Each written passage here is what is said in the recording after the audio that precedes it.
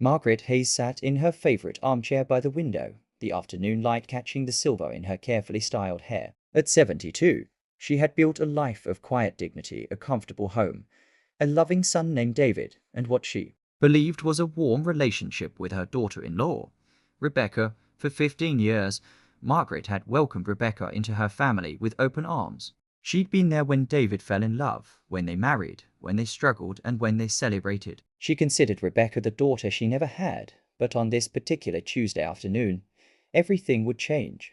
Margaret had always been careful with money. She'd saved diligently throughout her life, and she kept track of every dollar. Her small notebook, worn at the edges, contained meticulous records of her accounts. She reviewed it weekly, a habit from her years as a schoolteacher. That's when she noticed it. $3,000 missing. 81st. She thought it must be a mistake. Perhaps she'd written the wrong number. She checked again, then checked her bank statement. Her hands began to tremble. The money was gone, withdrawn in cash according to the statement, but she hadn't made that withdrawal. Margaret sat very still, her mind racing through possibilities. Then she remembered she'd given Rebecca access to her account 2 years ago, during a medical emergency when she needed someone to pay her bills while she recovered from surgery. She'd never revoked that access. Margaret picked up the phone to call the bank, but hesitated.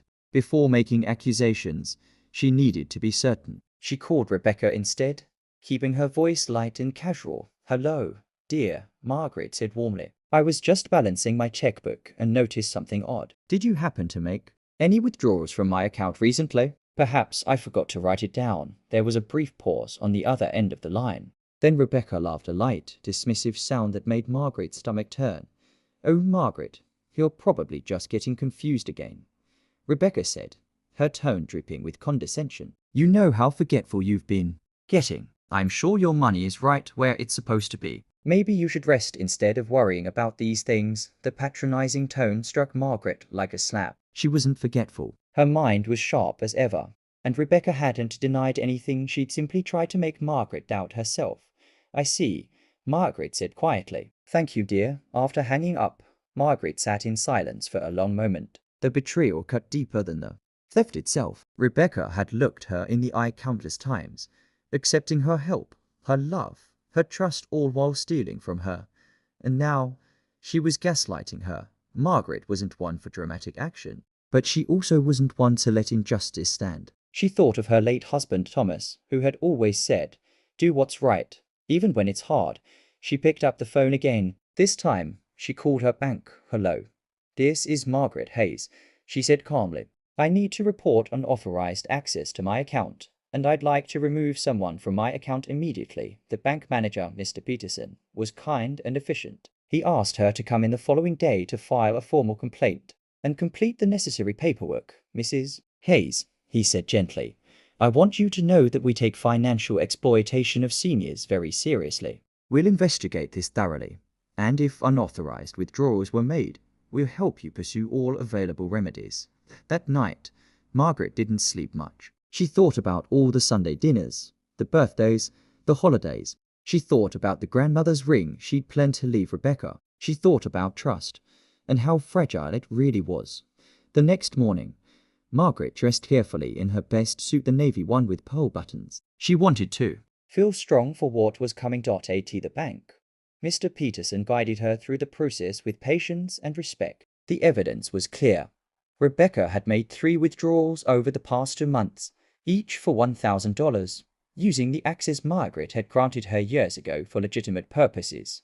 "Mrs. Hayes, would you like us to contact the authorities?" Mr. Peterson asked. "This constitutes theft and financial abuse." Margaret nodded slowly. "Yes, I would." Within hours, Rebecca's access was revoked. By the end of the week, the police had been notified, and a formal investigation was underway.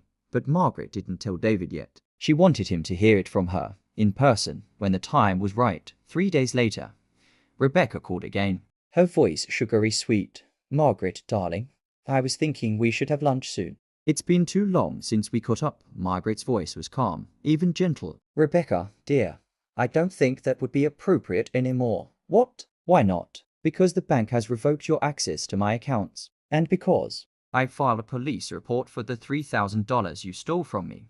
The silence on the other end was deafening. Margaret, I can explain. I'm sure you can create an explanation, Margaret said quietly. But I'm not interested in hearing it. What I'm interested in is justice. You betrayed my trust. You stole from me. And then you tried to make me feel as though I was losing my mind when I questioned you about it. It was just a loan. I was going to pay it back. You have so much money, you wouldn't even miss it. Margaret felt a wave of disappointment wash over her. Even now, Rebecca couldn't simply admit what she'd done and apologize. A loan requires asking permission. Rebecca, what you did was theft, and whether I would miss the money is irrelevant. It wasn't yours to take. Please don't. Tell David, Rebecca begged, her voice cracking. Please, it will destroy our marriage. You should have thought of that before you stole from his mother, Margaret replied. Goodbye, Rebecca. She hung up before Rebecca could say anything else. That evening, Margaret invited David over for dinner, just the two of them. She made his favorite pot roast with roasted vegetables, the meal she'd made for him countless times throughout his childhood. As they ate, Margaret told him everything. She watched his face cycle through disbelief, anger, and heartbreak. When she finished, he sat silently for a long time, his food forgotten. He finally said, his voice thick with emotion, I'm so sorry. I had no idea she would. I never thought. I know, sweetheart, Margaret said, reaching across the table to squeeze his hand. This isn't your fault, but you need to know the truth about who you were married to. The legal process moved forward. Rebecca was charged with financial exploitation of a vulnerable adult and theft. She lost her bank access permanently. The shame in their small community was considerable. David filed for divorce 3 months later. Through it all, Margaret remained remarkably calm. She'd learned something important in her 72 years. Sometimes the kindest thing you can do is set a boundary. Sometimes justice and kindness go hand in hand. A year later, Margaret sat in that same armchair by the window. The $3,000 had been recovered. Rebecca had accepted a plea deal and was serving community service. David had moved forward with his life. Sadder but wiser, Margaret had updated her will, ensuring stronger protections were in place. She'd also started volunteering at a senior center, teaching other older adults about financial safety and recognizing exploitation.